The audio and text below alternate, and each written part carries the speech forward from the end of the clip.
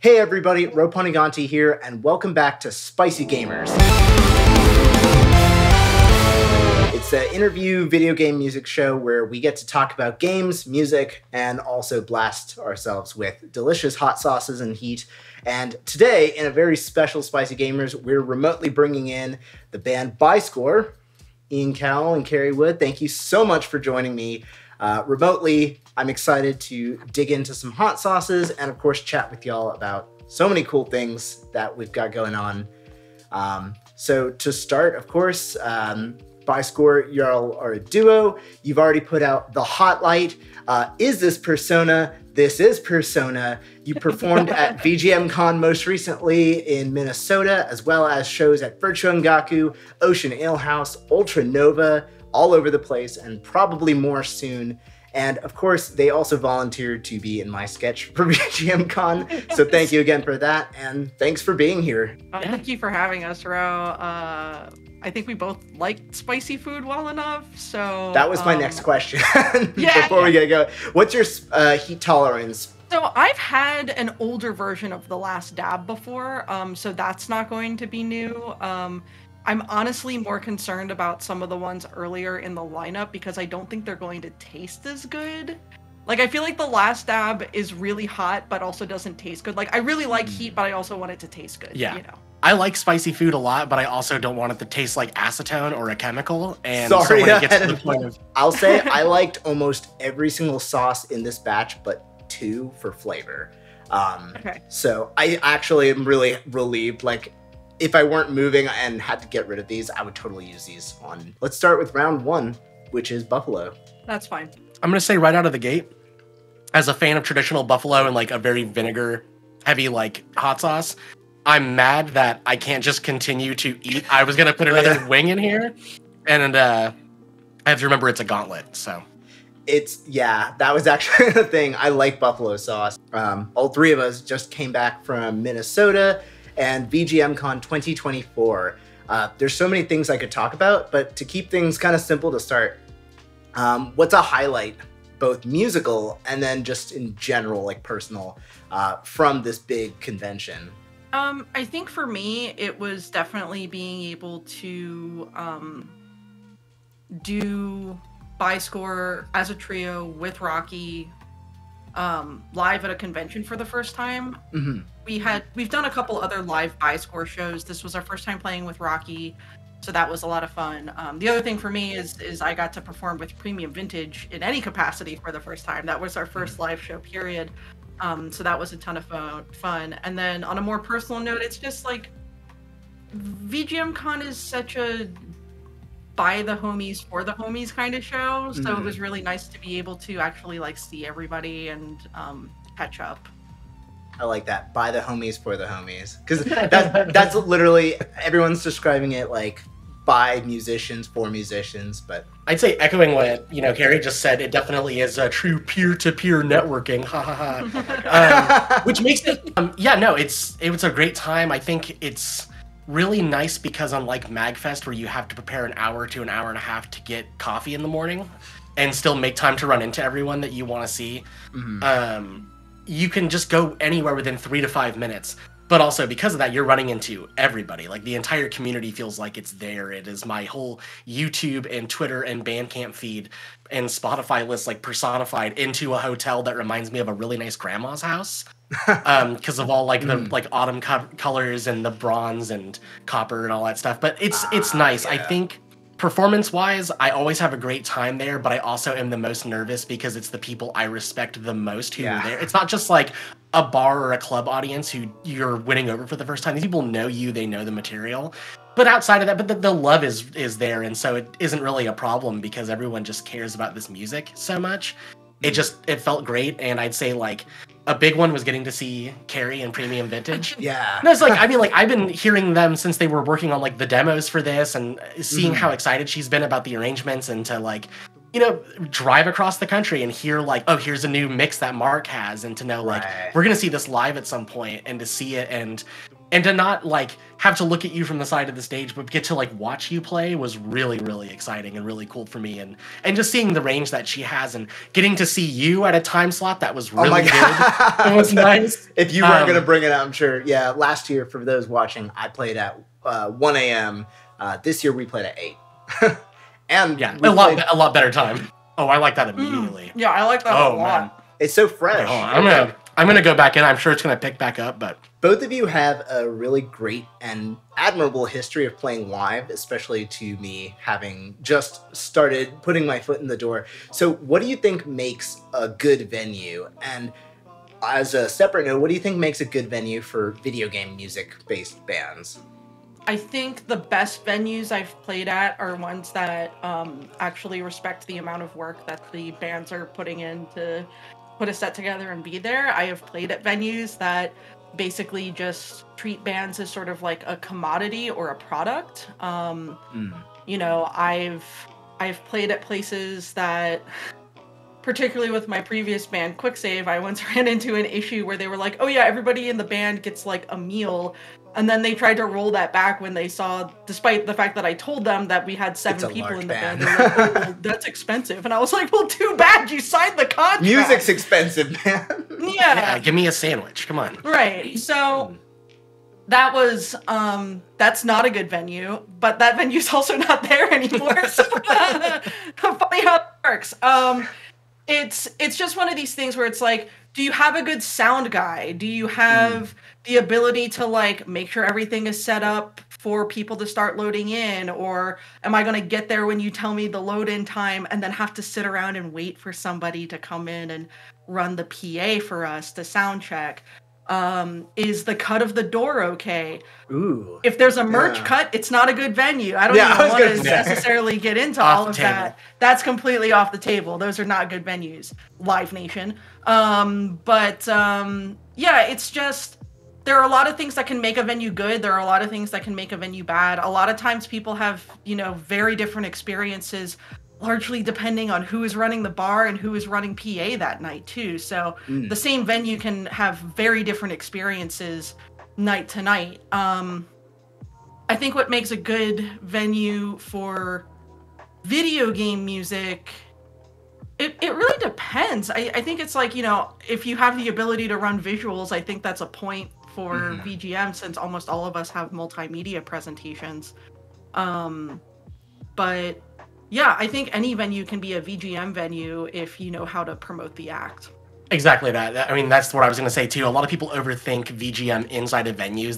They're so used to looking at it in the convention format that they just don't think about it in that respect. But then you have to look at your touring bands, your Bit Brigades, and you know, in some ways, Proto Man or any dork adjacent band that tours regularly, they are playing the same places that your 5-band bill, you know, metal and punk shows play. It happens. They're everywhere. It's just a matter of really looking. And just like anything musically, a lot of it is in your community, or there is some, you know, extension of whatever you're looking for. It's just a matter of looking for it. And like Harry said, the artist being respected is huge. I was going to say, yeah, their time being respected. I really dislike, you know, a dive show that says be there at 5 p.m. I'm not going to be there at 5 p.m. I know that your front of house engineer is going to get there at 6:17. You know, that's just how it is. And I understand that a lot of times these email blasts go out and they just want to make sure you're on time. But it does kind of suck after 20 or so years of going out and playing shows, being under 21 and going and having to stand outside of the bar because I wasn't old enough to be in the play yet. And it's like raining and shit. But, you know, just, it doesn't have to be, for me at least, I don't need it to be huge. I don't need a green room. If you can be clear about what I'm going to get financially and not have me hunt down the door guy or door person at the end of the night, as long as front of house isn't rude. I don't need someone who's an expert. They don't need to give me an expert monitor mix. It's just about communication. We're working this together, you know. Just respect us as the vendor coming in. That's the thing that I think venues don't look at it. Everyone wants someone to be an artist until it comes to compensating them, and then you're kind of cast aside. It's just how it gets treated, right? And so when you're looked at almost as another vendor, you're treated differently. Like, make sure that we're fed at least. You don't have a lot of money for us? Give me a sandwich. If I know your bar back got half a fucking roast beef, give me one too, man. I'm up here having to entertain the people and make sure they're funneling that cash flow back in. So it's definitely different on the venue side than it is at a convention and such, and different insurance policies and intimidation tactics too, but that's like few and far between. It's just your time being respected. So I've asked this one to both of you before. We've chatted about this, but it's such a great question to ask bands, especially, and collaborators. So what is some advice you can give to duos, bands, couple, whatever, who are working together, and what succeeds well for studio or even live? You can accomplish a lot in varying sizes of, you know, collaborative efforts, but like it comes down to communication. VGM or otherwise, you know, like I can tell you that I've seen, you sometimes think that a smaller group is going to make things easier, and then you have bigger ensembles where things come together a lot quicker, right? The communication style might be different. How personal is the project to different people, and how good are they at receiving feedback? And I think that, that's just that. I think that's kind of my answer right there, is just being good at communicating and not being too afraid of like hurting people's feelings. Don't be a dick. Yeah. But like that's the best thing that's going to help you just work well with others, is being open to feedback and how things can change, as long as you are assuming that the other party is acting in good faith and want what's best for the material. Yeah. I mean, I definitely have experience in ensembles of many different sizes at this point. I started as a duo. My last VGM band that I was in was a 7-piece, and then I've been involved in like 65-person orchestra. So, yeah, I mean, communication's really it. I think it's mostly like, don't assume that feedback is coming from a place of negativity. Like, be open to new ideas, and like also don't be afraid to give feedback. Yeah. I don't want to get too into detail because I don't want to throw anybody under the bus or like stir up any nonsense or anything like that. But like in a previous band, when it was time for me to move on, it became very apparent very quickly that there had been like a lot of resentment regarding like how I was viewed as sort of like the front person of this band, even though that's not really something I ever like wanted to like put myself in. I wasn't like, I'm the person in charge. It was more like, okay, well, I'm good at these things, so I'm going to handle these things. And then there was all this sort of like, oh, well, like, you didn't let us do this or that. And I'm like, okay, but you didn't ask, and I would have completely let you guys do it if there had been an actual discussion. And so it made things a lot worse than they really needed to be as far as that was concerned. And that really sucked. But yeah, I mean, communicate your wants, your needs, where like if you're in a larger band and you feel like your voice isn't being heard, like communicate that to the other people in your band before you sort of just like sit and stew on it. Yeah. It doesn't help anybody. It doesn't help you. It certainly doesn't help the ensemble at large. I like it. Yeah, it's basically, it all boils down to just like clear and open communication. It's really, really critical. I'm doing the opposite. I'm putting these big unga bunga ass bites in my mouth with each wing. You got to live your life. This question I wrote with Carrie in mind. Do you have or do you have multiple White Whale video game music vinyls that you love to see? Ooh. Or games that specifically desperately need a vinyl release but don't have one yet? Well, so yeah, I'm pretty involved in the collecting end of video game vinyl. And truth be told, the vast majority of my collection is bootlegs. So there's a lot of really good official releases out there. And then there's a lot of mediocre licensed releases out there. I honestly think a lot of the bootleg releases are of higher quality than some very recent official releases. Sure. Looking at you, I am 8-bit. Yeah, I mean, I think my White Whale is like probably like a complete Golden Sun 1 and 2 soundtrack release. Now, I know the reason why that hasn't really happened yet is because of how compressed the audio is on the Game Boy Advance. And because of that degree of compression, it makes it sound not very good on vinyl. Now, I do have a, I think it's a Lathe, that really crummy bootleg version of, like, it's a selections, basically. It's only one disc of Golden Sun. It looks like shit and it sounds like shit. but I have it regardless, and I don't plan on getting rid of it because I like Golden Sun more than anybody else. It seems that way, uncontested.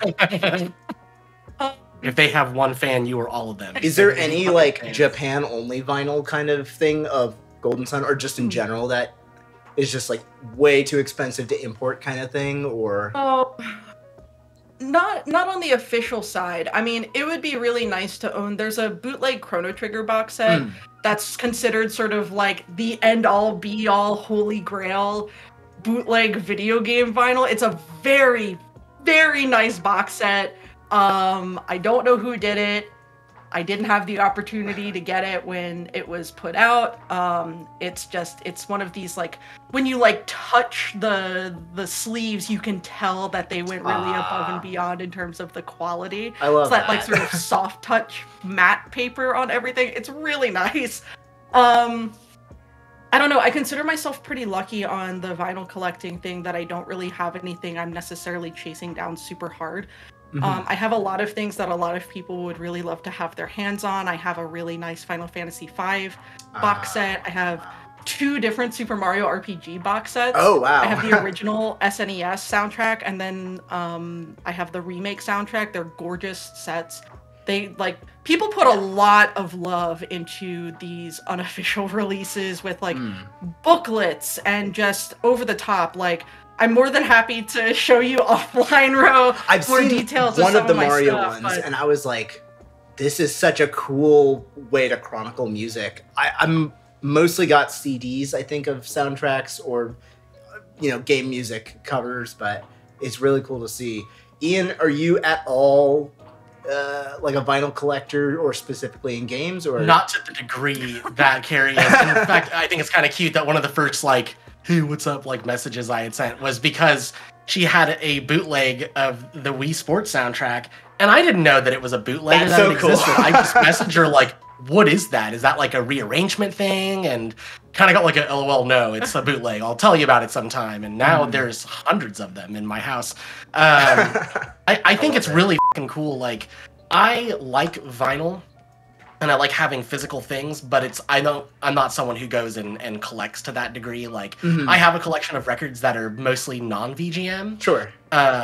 But for the most part, like, no, this whole world was completely new to me, which is really exciting because I thought I knew a lot of stuff, but sure, she'll just show me every couple days, hey, check out this boot someone's working on, and you know, it'll have a full trailer, and the amount of love and attention that goes into it and that's in that community is really cool to me because I'm completely outside of it, and I just really like.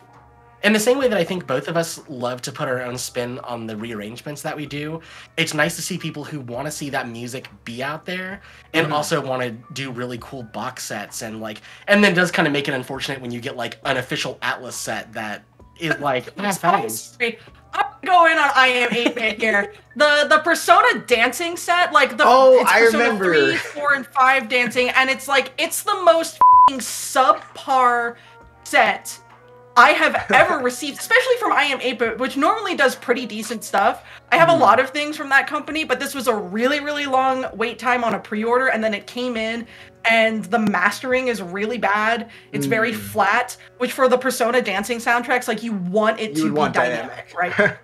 And the box art is all just like, it's such a waste. I saw the box art and I was very surprised. Like, but again, I don't know what goes from the game company through the printer and all that. It's a different mindset entirely, right? It's like, we can't speak for them, but it definitely feels like, let's just get this out and appease someone, whereas other people are putting their own finances into it. Even on the official front, you look at the Persona stuff that I Am 8-Bit put out versus the Shin Megami Tensei stuff that Fangamer has put out. And that's true, that's all Atlas. So presumably you have the same sort of like licensing department approving these things for these two different companies. Wow. And Fangamer is having like custom artwork, beautiful like double-sided inserts, just like over the top. It's very custom. And it seems like I Am 8-Bit is just like putting the stock art on it and putting it out as quickly as possible. I'm like, this sucks. And then meanwhile, I have box sets that blow both of those out of the water. I have a Wind Waker box set that has like a liquid map on the box set. It's That's so cool. over the top. It is pretty ridiculous. So I don't know. Vinyl's really cool. Video game vinyl's really cool. If anyone's listening to this and is like, I'm interested in learning more about like the VGM vinyl collecting community, hit me up on Discord. I would never release any music without like having you take a pass at everything and making sure it's up to. And of course, if you get your music on a vinyl, it's guaranteed to have that much like quality assurance thrown in there. Ooh. Yeah, it's water time. So this one's a sort of more Ian focused question, especially since it was like a year plus ago I reached out to you about what I should do for Tones Live. What is your tone journey? And of course, this is for both of you, but especially since you both record at home and you go live, and how has that changed, especially since both of you are in multiple different bands and groups and projects? I just want to say the thing has happened from Hot Ones that I always wanted to have happen. Please take your time if it's spicy. I'm hearing like because it is automated like reverb decay in my brain. I am gonna be so excited. My tone journey, it's tone. It's an everlasting pursuit of nonsense. It doesn't mean anything. It's great. I love it actually. It's everything excites me about signal flow and what you can get out of it, and none of it really means anything at the end of the day, and most of us would fail a blind test. My journey has been like a lot of people. I started really modest in high school. I had a Spider 3 combo, and it was I mean, the Insane channel was insane, and I liked all the delays and reverbs and the phaser on there, and I did really bad Van Halen takes on that. Me. And I had a Digitech RP 150 that my dad gifted me, which I thought was also sick, and I left the amp sims on, and I ran it into my amplifier, and it sounded like shit. And I thought it was the coolest thing. And I was thinking about it the other day, how, like, I wish I could have my Digitech again. Yeah. Just to know how that would sound, like, into an IR loader. Yeah, like, with your skills today, just to mess around with something. I think about that stuff a lot, like, stuff like that I used to have. And I mean, like, I remember being in bands in high school and then like into undergrad where I was into the Vox Valvetronics combos. I haven't even thought about these in forever, but yeah, I do remember. They were like the early modeling stuff that Vox made, and I thought it sounded really good. And again, like, I know more now, but like that was, you know, for anyone who doesn't know what that is, but knows guitar. I'll put a picture up in the video of. Yeah, it was like the original like Boss Katana. But like not marketed. And I had a PV Viper and like the Line 6. Exactly. It's you could turn a knob and it would pretend to maybe sound kind of like the way older people's expensive amps. Exactly. Right. It's a potentiometer that just changes an EQ curve on a thing and makes it more British or American. Like, yeah, I always love that American British knob. It's like, are we really looking? They should just do like a graphic that's just like you're tossing tea into the the tea in the like, Boston. You know what? Taxes, no taxes. My God. Yeah, I mean, like, it's been all over the place. Like, I remember the first time recording like direct was, I love you, Nick Galvez, Delicious Nick, part of our VGM community, did an online set at VGMCon, by the way, for bonus stage, so check that out. He and I have a band called Birthday. But anyways, Nick got me into recording direct because he had guitar rig, and we would go to his apartment and he had that set up into Logic and Ableton, and it blew me away that he could immediately make me sound like Bad Joe Satriani. And the noise gates were really good on it. And what's funny is, like, I have, like, you know, Helix Native, and I have an HX Stomp, and I used to have a Head Rush, and I got all the neural stuff, and I still use Guitar Rig 5 a lot. It was probably half of the stuff on the Hot Light. It's like 3 years of my life has gone into that program. Because it was fine. There's stuff that you could just easily, or I'll take effects from that, and I've, you know, when we did Foreign Pastoralism, our Zeno Arcadia cover, I was trying to get that same guitar sound for the Mario video I just put out, only to realize that was actually just my Laney mic'd up with a 609 that was running then into the effects of Guitar Rig. So even today, using like high-end stuff and miking things in a room, I'm still using stuff that I used years ago because it sounds good to me. And I still have old stomp boxes I had that were given to me by my dad because he plays guitar too, that, you know, he said, oh, this sucks or something, but like, I get something and then you get it and you just rip with it. Yeah, exactly. Or he's told me stuff rules and I think it kind of stinks, but we have different taste too. He also doesn't understand VGM until I showed him like MagFest footage, and then he was like, "Oh, people see this," and it's just, yeah, man, it's a thing. I definitely know that validation point. Carrie, for yourself especially, like, I mean, honestly, I find it funny. I've been complimented a lot on my bass tone by folks within VGM, and I think it's really funny because I'm literally just playing the same bass I've had for 20 years. Still playing the same red Ampeg that I had in high school marching band. It hasn't had a ton of work done on it. A couple years ago, I actually broke the pickup. Oh, wow. I broke the pickup and I broke the nut on it because after a gig, I had put it in the bag and I neglected to zip the bag up before slinging it around onto my back. And so it fell onto concrete. And so that screwed up the magnet inside the pickup, and it broke the nut. I took it to my luthier. If you're in the Baltimore area and you're looking for a luthier, I cannot suggest Tyler Wheeler enough. I've known him for 20 years. He's very good at what he does. And literally all he did was like, he made me a new nut, and he put, it's a Seymour Duncan pickup. He put the exact same pickup in there that was stock on the guitar when it came out in the first place. And so nothing changed. It sounds the same. So I don't really know what people are talking about when they say tone. They're talking about you as a player. Yeah, I guess it's just like it's in the fingers. I guess it's more about the way that I play at that point. But yeah, I use a Cali 76 compressor when I'm playing live.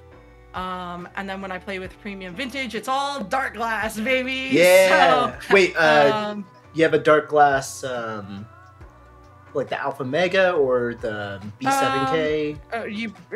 Well, I think Ian's getting it for us. Yeah, the B7K. Yeah. Oh yeah, and then he's got this. I just want to say, like, if you've heard me play live in any of the bands I'm in right now, this is the thing. If we're talking specifics, it is a Soldano overdrive. You know, it sounds good, but don't go past this. Unless you want to sound like Rat, then you'll sound sick. But like, and it's got a little bass, boost. I turned that off because you don't need that much bass. You're a guitar, not a bass. But this is it. If we're talking specifics, this has been like the main preamp sound, either directly into a power amp or a tube or a combo. It's kind of nice parallel because Carrie, you're so passionate about vinyl, and vinyl has been this nice physical way to appreciate your favorite music, and pedals and amps and all these gadgets are like not that different to me. I think like people can get really excited. They can get also up their own ass about it, but they can get really excited. Yeah. I think a big thing for me is like so much of my gear has like I have a like Ian. My dad is an old capital G capital D guitar dude.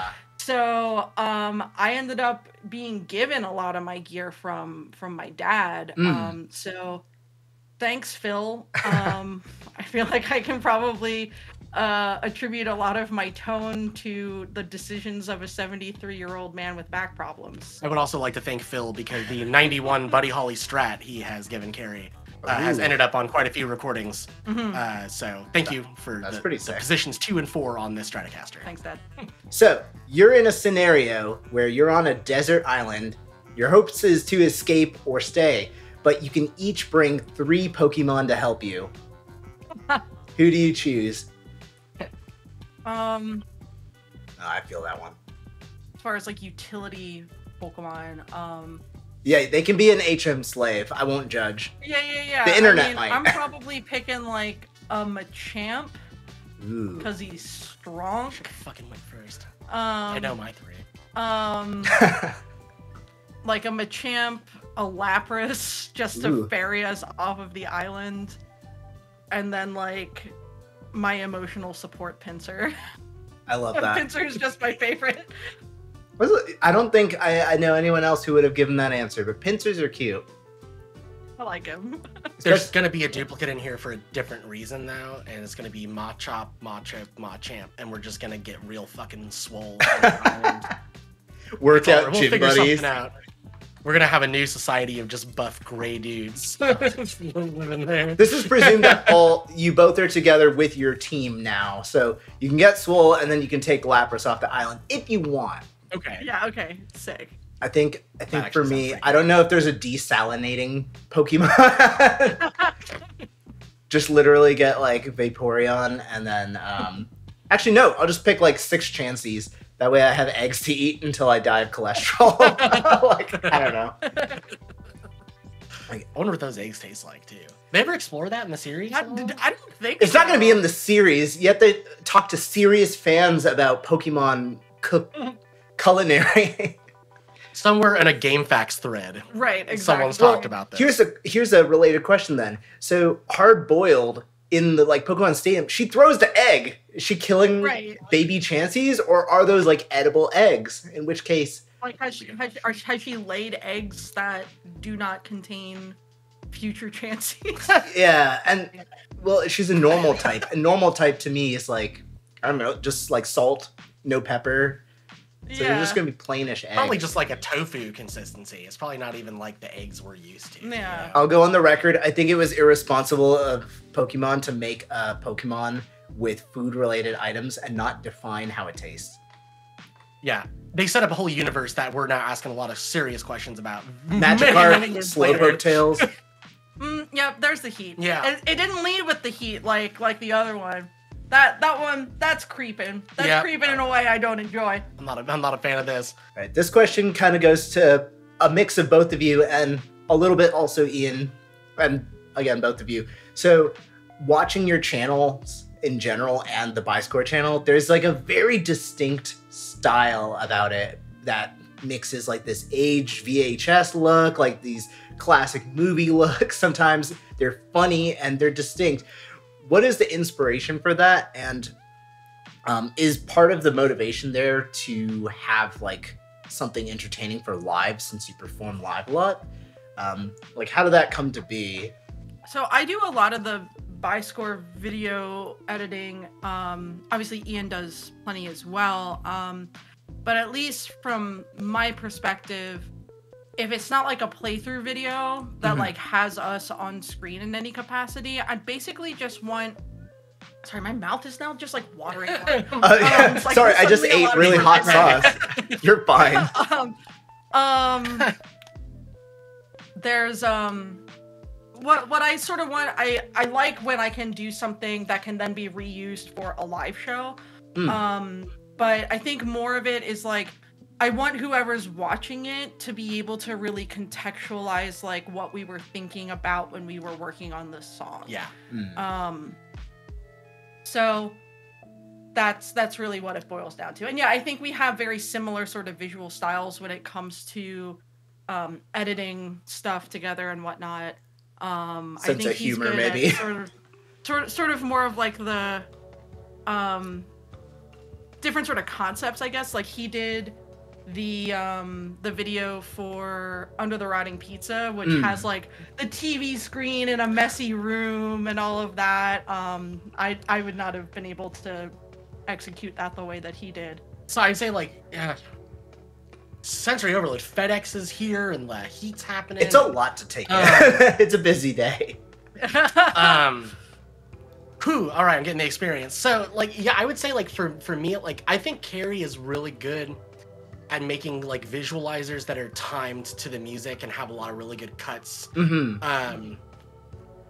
And you also have a really good machine that's good at, like, being able to production That's a big... I think... So I definitely want to get to doing things that are more complex on my end. I have to kind of, like... I'm gonna have to change machines over at some point to get to that level. So what I do is I'm kind of working a lot with the constraints of what I have. That said, I would still do things the same way.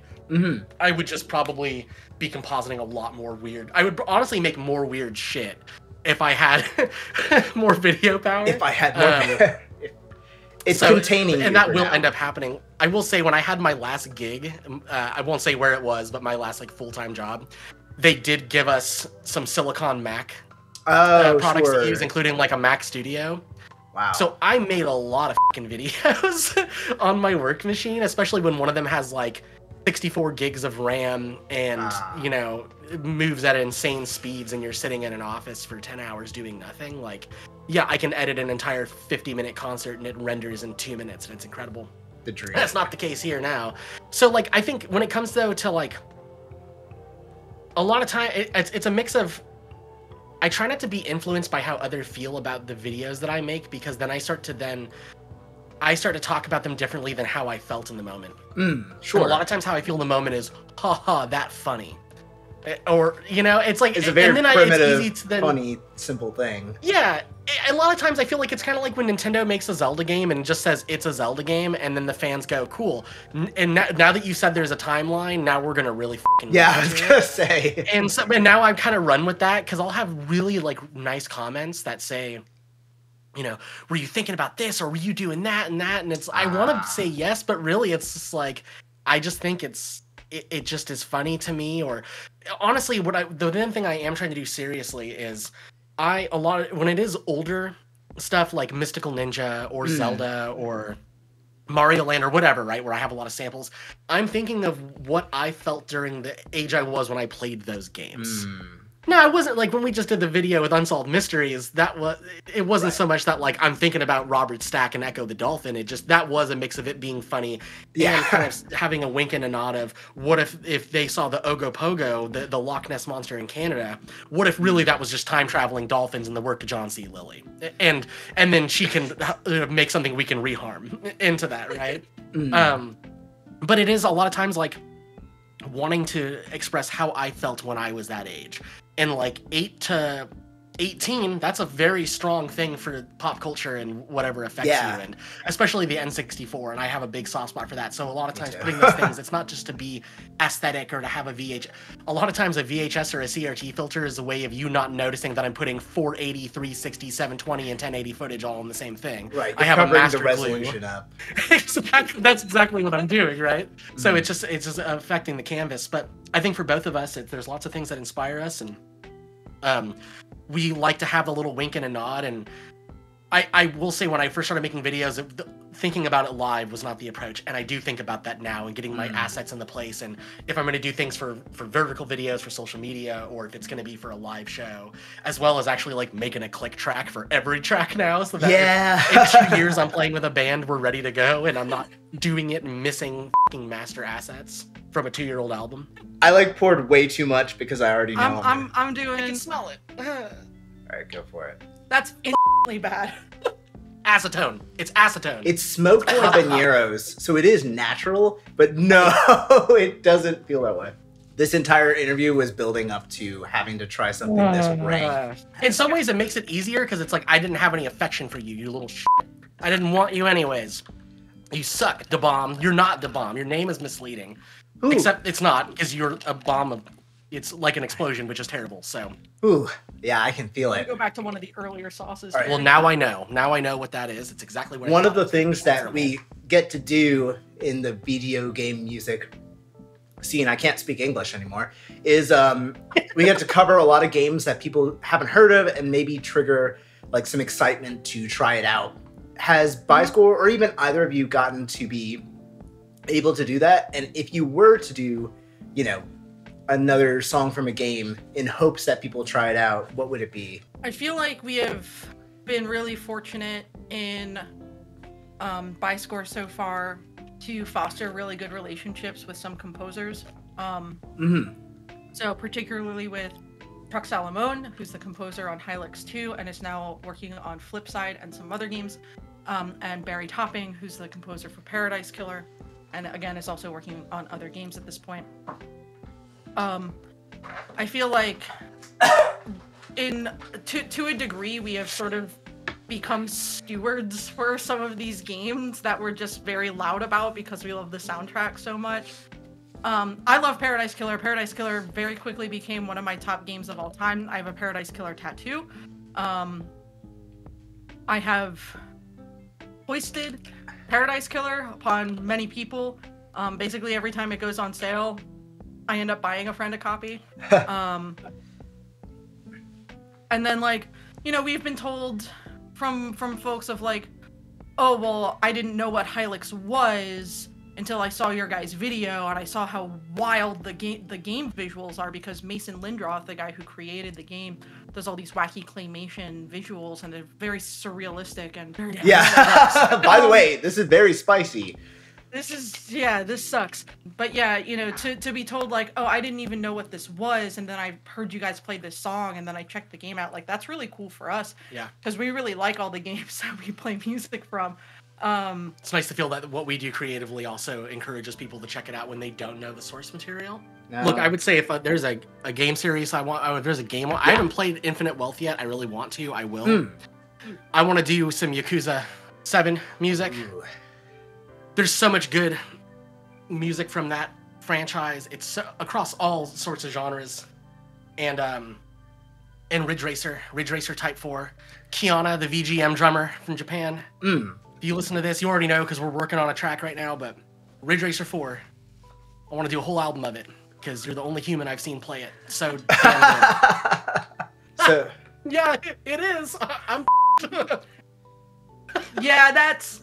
Holy shit. This is going to be my favorite episode just because I'm going to get to bleep so many funny ass Yeah, this is Clip City here. Let me tell you, give this to either your Uncle Larry who loves hot sauce or your enemy. We've talked about this one through a lot of different questions, but especially just having seen your VGMCon performance with Rocky and blast beats galore, awesome visuals, just people having a great time on the hero stage. What do you think makes a video game music arrangement for Bi-Score in general great for live, especially compared to, you know, studio between all the albums? The problem with this hot sauce is, like, you asked me a very normal question, but I feel like I just got, like... I can ask it again. Like, acid and got pulled over. Like, I'm like, huh? What makes a great video game cover to play live, basically? To play live. I think if the form is relatively easy to memorize, that helps a lot. Yeah. I think if you get to a point where you can, like, really sit comfortably with it and to be able to put a different sort of flair on it live than you did in the studio the first time, so that it's not just you sort of like doing one-to-one what you did on the album.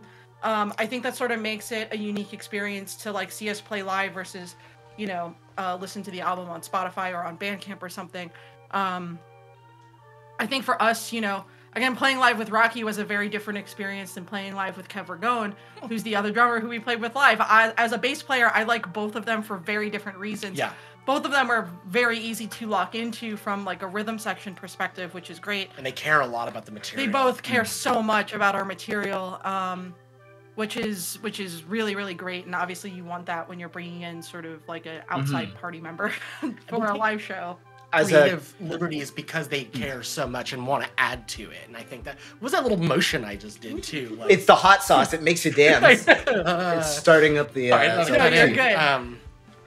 Yeah, I mean, like, at least for me, as a fan of, like, I'm not old, but I am in the VGM sense, I think. I think being 36, I remember to me, like, the first VGM bands I came across were, like, you know, the mini-bosses, the one-ups, the Advantage. Sure. Your big band was. And, like, I love video game music, but I just knew I wanted to play guitar, and I liked live shows, and I never really thought I'd ever get to go to a MagFest. It felt very far away, and so I have always approached things thinking about it as, like, what would a band do? And also, as a lover of live albums, I never understood people like, I don't like the live version because it's different. And it's like, I can understand when you want to hear something and done a certain way or some phrasing. And, like, I've been disappointed seeing a band do something live and maybe, like, what I consider, like, a canon lick is removed that means a lot. Oh, sure. Or a certain part or a groove. But most of the time, like, I like to see an artist really kind of spread their wings, so to speak, right? And, like, get to the best part about this shit being so hot is I just sound like I'm crossfaded and I'm just talking about something like outside to you. To be fair, that's what most podcasts and interviews on average sound like. Yeah, but true. I guess it's a chance to add a little something extra, and it's like you can sit there and have 50 to 100 tracks or whatever the hell in a DAW, and it doesn't, and then live it can end up being a totally different feeling. And I think it's kind of, I used to think about things as like, this is a live track and this is a studio track. And now I like to think anything could be a live track for the most part. And it's a chance to do something different with it. And I know that at least for me, when we worked on the SMT and Persona EPs, one of the big influences for my arrangements on the SMT side too was seeing Atlas's live bands they put together for the streaming concerts, as well as in the States. I went down to LA and I didn't have a badge, and thankfully they let me in, but I didn't have it. They sold out of Anime Expo badges, but I got a ticket to go see the Shin Megami Tensei concert, and which Shota Nakama from the Sonic Symphony was also MD for that too. Very cool. And it's most of that band. And hearing these songs that I've already loved for years, and have heard 2 other iterations of a live band do their takes, I'd be like, well, I like this person's large map more for this reason, but I also like this one more because they do this. And then to see theirs, and kind of, I steeled myself because I'm like, I don't want it to be different than what I've heard. And it was, but they made it theirs. And I want to do the same thing. It's hard when you have so many of us that are so talented and do 100 different takes on the same material, but then I always have to remind myself I can do what I do that only I can do, right? And so it's I don't know if that answers any of your question, but I think for me it's just it makes me feel something to listen to it. I want to cover it and put my own spin on it. And hopefully in doing so someone else feels inspired to do the same or gets just something out of that. And also I think, at least speaking on the sample side, by putting my own slice of life into shit, that's a part of it too. It's like, it's not just this game and this it was this whole time period. It was everything that surrounded it. And I think I don't know if that answers any of it. I love that. So for this one, I have kind of a fun lightning round, of course. Okay. I'm going to set a timer here for 2 minutes because we're remote and this particular lightning round will have something. So before you take a bite, I'm pretty much going to actually... I'll say the question and then pretty much say go. And then both of you can take a bite and then do your best with the fun little... Do your best. You'll do your best. So let me get a dab. And this one is... It's not written on the card, but the pepper has 2.7 million Scoville. Yeah. Hell yeah. Can't wait. Hot Light, by score, is this Persona? You both have a really fun sense of humor when it comes to titling. So what I'd like to do is, Carrie, you're going to name any video game that comes to mind after we all ingest our last dab here. And in 2 minutes, I want Ian to give any suitable name of that album as if Biscore put it out. So you could do, I'll just do one quick, like, right. Pokemon Red, and he's like Charizard's for life, or I don't know. So ready? Okay. And go. Timer's on Mario now. Golf.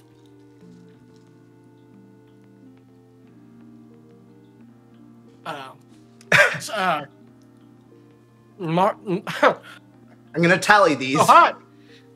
It's quite hot, isn't it? Golfing with My Goombas. A tribute to the music of Mario Golf. Hell yeah. All right, that's one. Final Fantasy IV. 4 Fiends of the Four Apocalypse. That's pretty good. Oh, 2. Dragon Quest. Dragon Quest you a question? Wait, that doesn't make sense. Metal Gear Solid 2. All right, I'm counting it. Metal Gear Solid also.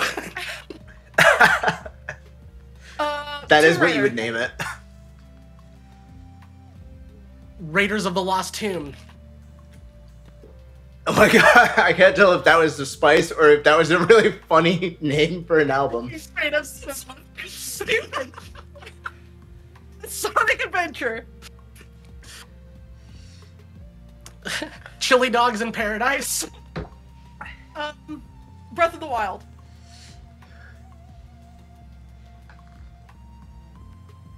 Oh,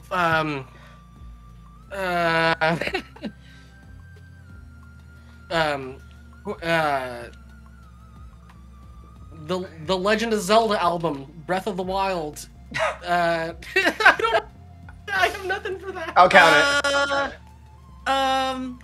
I can't think of video games. Pokemon. The Machoke Island Adventure.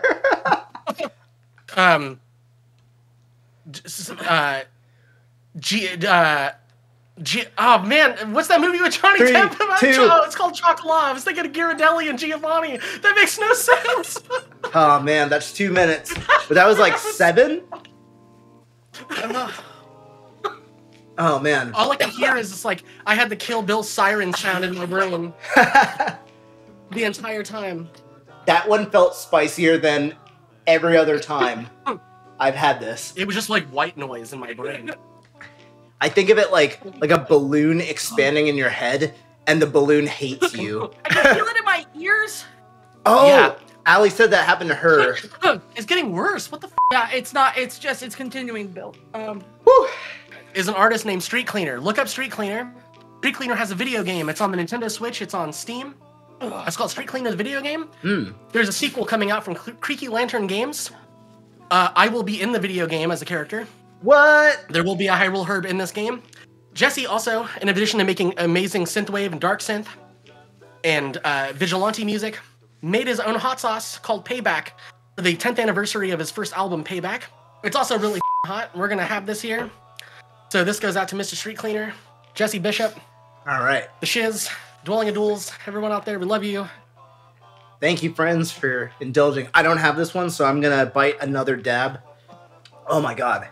That's also really hot. So shout out the Creaky Lantern Games, Street Cleaner, the video game part 2 coming soon. In addition to that extremely cool news, we have a user question to close this all together that I think is quite beautiful to ask at the end. What is the next big plan for Bioscore that you can share now that you've released albums, plenty of shows already done for the year, and we're not even halfway through 2024? What are we on? Where are we? We've got a couple singles that are basically almost done. We're basically, I would say, halfway through putting together a second full-length studio album that would be a follow-up to the Hot Light.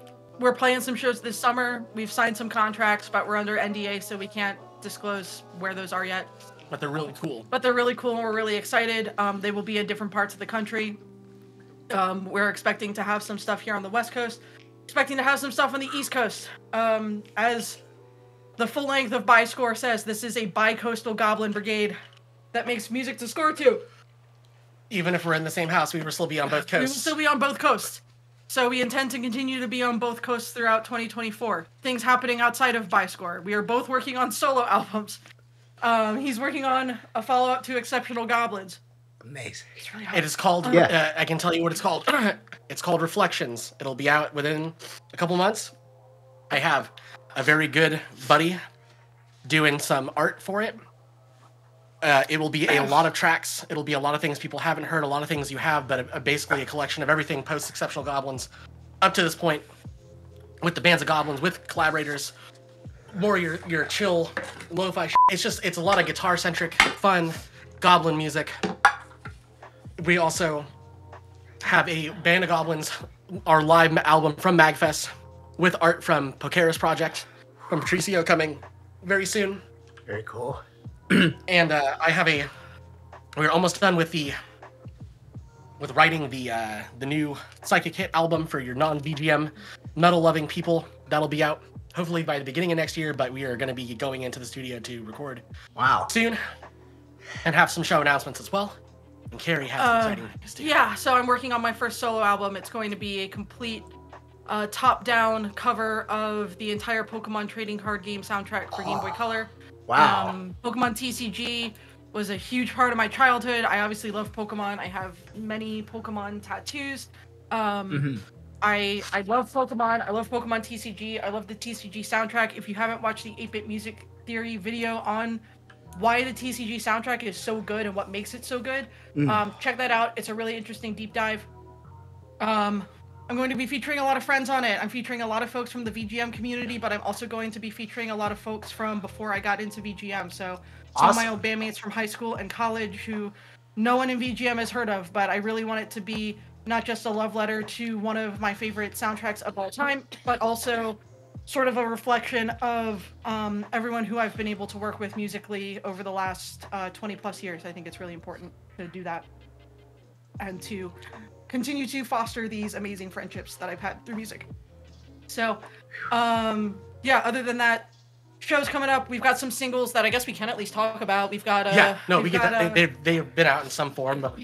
we've got a Pokemon Snap cover that's coming. We're gonna shoot a video for that soon. I'm really excited for that. That's gonna be a lot of fun. Same. Different style video than what you've seen from us. Very different style video from us. Wow. So stoked on that. We've got a Korok Forest cover from Breath of the Wild / Tears of the Kingdom that we did for the VGM charity album jam. So we'll have a video for that with our friends who contributed to performing on that. And then we should have a video for our mashup of Pollyanna from Earthbound and Genius of Love by the Tom Tom Club. If you were at our VGMCon performance, that's what closed out our set. That's the first time we did that live. We've got to tighten up our studio mix on that, and I'm doing some custom visuals for the YouTube upload, but that'll be out soon as well. And then we'll have our VGMCon video hopefully soon on top of all of that. And and lots. Also, we have obviously Bi-Score videos. I have videos coming out as well that are leading up to this album, and we have a fun green screen one coming very soon that will also have some guests, Kev Ragone and Viking Guitar. They're also on this. All of that will be available in the description because I'm going to make these two send me just all of the links of everything mentioned. Thank you both so much. You've been amazing friends, fantastic musicians, and also true troopers for agreeing to get this huge hot sauce set and make time in the middle of my chaotic cross-country move to y'all's coast and made it through all these questions, all these sauces like they were nothing. We were fine the whole time. We were just playing it up for the camera. Earl, you can do it. You can't have me best you. But I did Sonic 2. That rides. Thank you everyone for watching another episode of Spicy Gamers. If you enjoyed this, check out more on the channel. And if you enjoyed awesome talks, both of these folks have been on all sorts of great video game music interviews. And you can check out my interview with Carrie Wood from last year on GameGrooves Uncovered podcast, where I host, and we have tons of awesome guests there. So check all that out in the description. If you want to see more awesome Spicy Gamer folks on here, let us know. If you're a musician in the community, I'd love to get some spicy food with you too. Until next time, have a good one. Be safe. Thanks. Don't try this.